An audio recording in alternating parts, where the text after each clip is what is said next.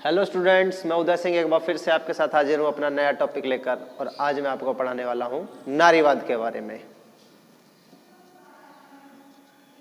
किसके बारे में? नारीवाद के बारे में। तो आई होप आपने ये शब्द जो नारीवाद है पहली बार नहीं सुना होगा, पहले भी कई बार सुना होगा, या फिर इसका एक इंग्लिश वर्जन है फेमिनिज्म।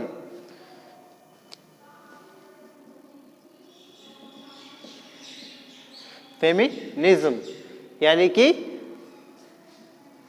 अगर हम हिंदी में इसको कहें, अगर हम इसे हिंदी में कहें तो ये होगा नारीवाद। ठीक है, तो हमें फेमिनिज्म आज पढ़ना है। तो सबसे पहले तो मैं ये बता दूं कि हम पॉलिटिकल साइंस में, राजनीति विज्ञान में या पॉलिटिकल साइंस में इस फेमिनिज्म को क्यों पढ़ रहे हैं।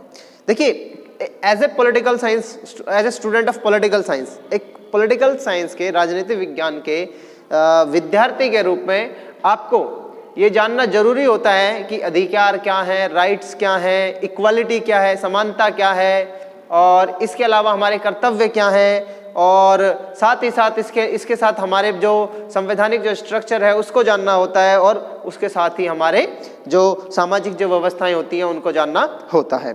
तो हम जब इन सब चीज़ों की तरफ देखते हैं, स्पेशली हम अपने राइट्स के बारे में देखते हैं कि हमारे कौन कौन से अधिकार हैं, या हमारी कौन कौन सी हमें किस प्रकार की समानताएं दी गई हैं। समानता भी अगर है तो समानता किस आधार पर दी गई है, राजा और प्रजा के बीच में किस प्रकार का संबंध है, या शासक और शासितों के बीच में किस प्रकार का संबंध है, और समाज में जो समस्त जो लोग हैं उनके बीच में किस प्रकार का संबंध है। क्या ऐसा तो नहीं है समाज में ढांचा कि कोई हाई कास्ट है, कोई लोअर कास्ट है, ठीक है, या फिर समाज में जो दो मेन वर्ग हैं, एक महिला और दूसरा पुरुष, उनके बीच में किस प्रकार का संबंध है, समानता का संबंध है या अधीनस्थता का संबंध है, सीनियरिटी जूनियरिटी का संबंध है। तो इस प्रकार की चीज़ों को भी हम समानता के अधीन रखते हुए पॉलिटिकल साइंस के सिलेबस में ऐड करते हैं। और एक पॉलिटिकल साइंस के स्टूडेंट होने के नाते हमें ये पढ़ना पड़ता है कि इक्वालिटी क्या है, और इक्वालिटी के अंदर हम जेंडर इक्वालिटी भी पढ़ते हैं कि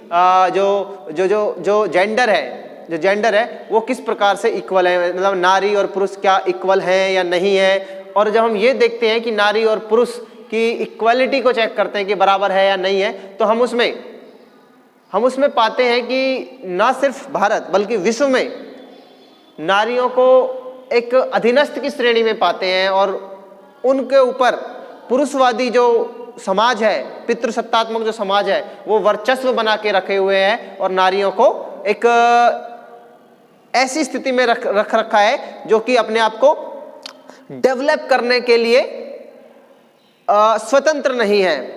एक ऐसी स्थिति में महिलाओं को छोड़ा गया है जो एक पुरुष की अधीनता में है। स्पेशली आज के टाइम में अगर हम देखें, न सिर्फ भारत बल्कि मिडिल ईस्ट के कुछ देशों में चले जाएं, स्पेशली मुस्लिम कंट्रीज में, जहां पर महिलाओं की स्थिति आज भी बहुत ही ज़्यादा दयनीय है। भारत में भी कोई बहुत अच्छी स्थिति नहीं है, भारत में भी महिलाओं की कोई बहुत ज़्यादा अच्छी स्थिति नहीं है। आज भी महिलाओं को घर की चार दीवारी में ही रखना कुछ पुरुषों के मेंटली इलनेस का उदाहरण माना जाता है। कि आज भी भारत में भी कुछ ऐसे पुरुष हैं या पुरुषवादी जो लोग हैं, वो ये चाहते हैं कि महिलाएं आज भी घर की चार दीवारी में रहें, चूल्हा चौका बर्तन करें और इससे ज़्यादा वह कुछ ना करें। ये पुरुषवादी सोच है, पितृसत्तात्मक सोच है कि जो पुरुष का जो वर्चस्व है, जो महिला के ऊपर, जो महिला को दबा के रखना चाहते हैं, उस प्रकार की सोच को बढ़ावा देने वाले लोग होते हैं इस प्रकार के। और इस प्रकार के लोगों की कहीं कमी नहीं है, पूरी दुनिया में कमी नहीं है। मुस्लिम देशों को हम छोड़ दें तो अगर हम बात करें भारत या भारत से भी बेहतरीन कंट्रियों की, जो डेवलप यानी कि विकसित देशों की श्रेणी में अग्रणी है। भारत तो विकसित देशों की श्रेणी में, विकासशील देशों की श्रेणी में आता है, विकसित देशों की श्रेणी में तो है ही नहीं है। अगर हम बात करें अमेरिका और इंग्लैंड जैसे देशों की भी, वहां पर भी लोग बहुत ही ज्यादा आज भी कंजर्वेटिव हैं, परंपरावादी हैं। वो महिलाओं को उतने अधिकार नहीं देना चाहते जितने अधिकार वह पुरुषों को देना चाहते हैं। महिलाओं को वह कभी इतना आगे नहीं बढ़ने देना चाहते कि वह खुद उनके अंडर काम करे। इसका एक बेहतरीन उदाहरण मैं ये दूंगा कि दुनिया का आज तक का जो सबसे बड़ा लोकतंत्र है पुराना, जिसे अमेरिका कहते हैं, आज तक अमेरिका ने अपने देश में सर्वोच्च पद, जिसे हम कहते हैं राष्ट्रपति का पद, वो किसी महिला को नहीं दिया है। ये आज तक का रिकॉर्ड है पूरे अमेरिका में। आज तक अमेरिका वालों ने कभी भी अमेरिका को एक राष्ट्रपति नहीं दिया है।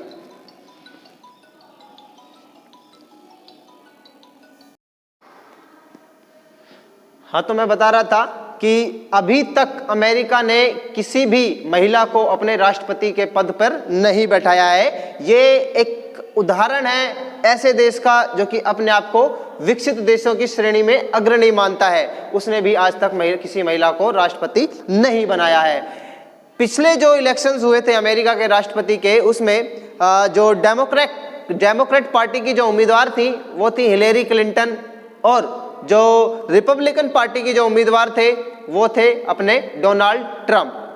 लेकिन लोगों ने हिलेरी क्लिंटन की जगह डोनाल्ड ट्रंप को राष्ट्रपति चुना। हालांकि ऐसे कोई स्पष्ट आंकड़े तो नहीं है और ना ही कोई ऑन रिकॉर्डेड ये बात है, लेकिन फिर भी देखने में तो ये आता है कि एक महिला को, क्योंकि एक पार्टी ने एक महिला को सर्वोच्च पद की दावेदारी पर रखा और लोगों ने उसे नहीं चुना, जबकि उसकी जगह डोनाल्ड ट्रंप को चुन लिया, जिसके बारे में बहुत अच्छी राय अमेरिका में नहीं है। नॉट अमेरिका, इवन पूरे दुनिया में ही उसके बारे में अच्छी राय नहीं है। और बहुत ज़्यादा झूठ मीडिया में वो बोलते भी रहते हैं। इवन इतने ज़्यादा झूठ बोलते हैं कि वहाँ की मीडिया उनके प्रेस को सेंसर तक कर देती है, उनकी प्रेस कॉन्फ्रेंस को सेंसर तक कर देती है, काट देती है, बीच में ही रोक देती है। इतने ज़्यादा झूठ बोलते हैं अमेरिका के जो राष्ट्रपति डोनाल्ड ट्रंप है। ऐसे व्यक्ति को उन्होंने राष्ट्रपति चुन लिया बजाय हिलेरी क्लिंटन के, क्योंकि हिलेरी अगर वो डेमोक्रेट को चुनते तो वह हिलेरी क्लिंटन राष्ट्रपति बन जाती। तो कहीं ना कहीं ये सोच दिखाती है कि लोग, एक ऐसा देश जो डेवलप्ड देश है वो भी एक ऐसी मानसिकता से ग्रस्त है और वो भी नहीं चाहता कि एक महिला उनकी सर्वोच्च कुर्सी पर बैठे। आपको पता होगा भारत में नरेंद्र मोदी तक कितने प्रधानमंत्री हुए हैं? पंडित जवाहरलाल से लेके नरेंद्र मोदी तक 15-16 प्रधानमंत्री हो चुके हैं, 14-15 प्रधानमंत्री हो चुके हैं, जिसमें से कार्यवाहक प्रधानमंत्री भी रहे हैं। लेकिन सिर्फ इंदिरा गांधी को छोड़ दें तो अभी तक भारत में भी कोई दूसरी महिला प्रधानमंत्री नहीं मिली है। अगर हम बात कर लें सिर्फ वोटों के अधिकार की, तो वोटों के अधिकार के मामले में भी भारत ने, जब हमारे भारत में संविधान लागू हुआ 1950 में, 26 जनवरी 1950 में, तब महिलाओं को वोटिंग का अधिकार दिया। हम बात करें स्विट्जरलैंड की, तो स्विट्जरलैंड ने 1971 में यह अधिकार दिया। और हम बात करें इंग्लैंड, अमेरिका की, तो उन्होंने भी इसी शताब्दी में मतलब 1919 के बाद, 1928 के बाद, 1920 के बाद, तब उन्होंने जाकर महिलाओं को अधिकार देना शुरू करे। तो हम कह सकते हैं कि उन्होंने भी 20वीं शताब्दी में महिलाओं को मताधिकार देना स्वीकारा। कुल मिला के कहने का मतलब है कि बहुत ज्यादा दयनीय स्थिति रही है महिलाओं की और बहुत ज्यादा रूप से पिछड़ी हुई स्थिति रही है महिलाओं की हमारे समाज में, क्योंकि हमारा समाज क्या है? पितृसत्तात्मक समाज है। इसलिए आपने देखा होगा कि अक्सर महिलाओं के लिए रिजर्वेशन की बात की जाती है। महिलाओं के लिए नौकरियों में और चुनावों में मतलब राजनीति में, सीटों में आरक्षण की बात की जाती है। तो देखो, आपने देखा होगा पंचायती राज और स्थानीय नगर निगम में महिलाओं के लिए सीटें आरक्षित हैं, और राजस्थान में सरकारी नौकरियों में भी सीटें आरक्षित हैं। ठीक है, इसी प्रकार से कई बार एडमिशन में भी इनकी सीटें निर्धारित करनी पड़ती है, आरक्षित करनी पड़ती है, रिजर्व करनी पड़ती है। क्यों रिजर्व करनी पड़ती है? क्योंकि ज्यादा से ज्यादा महिलाओं को बढ़ाने का मौका मिल सके, पढ़ाने का मौका मिल सके। और इनको इतने मौके क्यों दिए जा रहे हैं? इसकी वजह है कि पुरुषवादी सोच, पुरुषवादी समाज जो कि इनको आगे नहीं बढ़ने देना चाहता, इनको उसी तरह रखना चाहता है जिस तरह की इनकी सोच होती है। पुरुषवादी समाज में पुरुष की जो मेन सोच होती है वो यही होती है कि महिला पांव की जूती है, उसे कभी भी क्या नाम, उसे सर पर नहीं रखना चाहिए और उसे उतार कर फेंक देना चाहिए। इस प्रकार की घटिया और दकियानूसी सोच, परंपरागत सोच को बहुत सारे लोग अभी भी दिमाग में पाले हुए हैं। इस सोच को बदलना होगा और इस चीज को बदलने के लिए एक आंदोलन की शुरुआत होती है। इस चीज को बदलने के लिए एक आंदोलन की शुरुआत होती है और उसी आंदोलन का नाम है क्या? नारीवाद। इस ही प्रकार की सोच को बदलने के लिए, इसी प्रकार की चीजों को बदलने के लिए और महिलाओं के स्थिति को सुधारने के लिए और महिलाओं को विभिन्न प्रकार के अधिकार देने के लिए और समानता दिलाने के लिए पुरुषों के बराबर एक आंदोलन की शुरुआत होती है 19वीं शताब्दी में। 19वीं शताब्दी में इसी आंदोलन का नाम है नारीवाद। तो इसका जो अर्थ है वो यही है कि नारीवाद या फेमिनिज्म उस आंदोलन का नाम है या उन क्रियाओं का नाम है या उस सोच का नाम है जो महिलाओं की स्थिति को बेहतर करना चाहते हैं और महिलाओं के विरुद्ध हो रहे अत्याचारों के खिलाफ बोलते हैं और महिलाओं को सशक्त बनाना चाहते हैं। नारी सशक्तिकरण के द्वारा नारी को सशक्त करना चाहते हैं। अब हम बात करेंगे कि नारीवाद के स्वरूप क्या है, मतलब ये जो आंदोलन है इसका स्वरूप क्या है, ये आंदोलन कितने प्रकार का है। देखिए ये जो आंदोलन है नारीवाद, इसके 3 स्वरूप हैं या 3 प्रकार हैं। कैसे कैसे, यानी कि 3 तरह के लोग हैं या 3 तरह के नारीवादी विचार हैं जो कहते हैं कि इस आधार पर हमें नारियों को पुरुषों से स्वतंत्र करना है या पुरुषों के समकक्ष लाना है या नारियों का उत्थान करना है। तो इनमें जो 3 जो सोच मेनली आती हैं वो 3 सोचें हैं। कौन कौन सी? पहला है उदारवादी नारीवाद, दूसरा है मार्क्सवादी नारीवाद जिसे हम समाजवादी नारीवाद भी कहते हैं, और तीसरा है उग्रवादी नारीवाद। देखिए इसमें समझने वाली बात क्या है, इसमें समझने वाली बात यह है कि जो उदारवादी नारीवाद है, जो उदारवादी जो नारीवाद है, पहला जो आंदोलन की जो पहले जो विचारधारा के जो नारियां हैं या नारीवादी लोग हैं वो ये मानते हैं कि महिला और पुरुष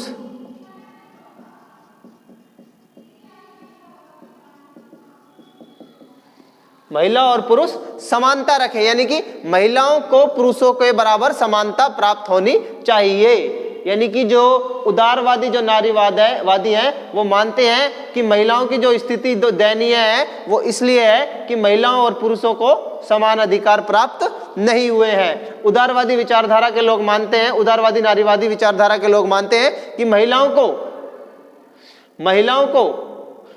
की जो ड्यूटी होती है बेसिकली वो घर की होती है, लेकिन यदि अगर वह बाहर जाकर नौकरी करना चाहती है तो उसे कोई रोके नहीं, उसे नौकरी करने की आजादी होनी चाहिए। ऐसा उदारवादी विचारधारा के नारीवादी विचारधारा के लोग मानते हैं। जो मार्क्सवादी जो विचारधारा के जो लोग हैं वो क्या मानते हैं? मार्क्सवादी जो नारीवादी विचारधारा के जो लोग हैं वो तो सारी प्रॉब्लम मानते हैं किसमें? उत्पादन के साधन और उनके वितरण में। ठीक है, वो मानते हैं कि उत्पादन के जितने भी साधन हैं, फैक्ट्री, जमीन, जायदाद, इन सब के ऊपर किसका हक है? पुरुषों का अधिकार है। पुरुषों का अधिकार है। यदि ये अधिकार इनसे छीन लिया जाए पुरुषों से तो पुरुष और स्त्री समान हो जाएंगे। यानी कि अगर राज्य है या फिर एक ऐसी सत्ता जो इस जमीन, जायदाद और पैसे को छीन ले और सब में बराबर बांट दे तो नारी और पुरुष क्या हो जाएंगे?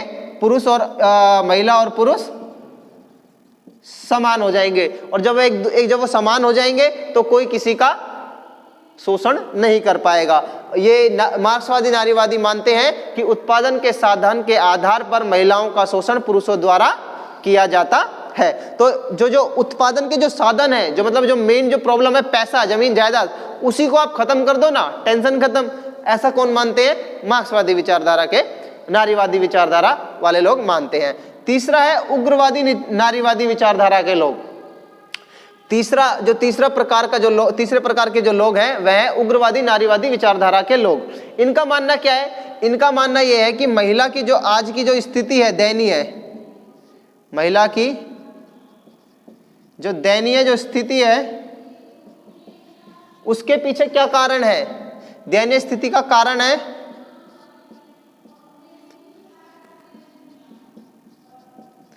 विवाह और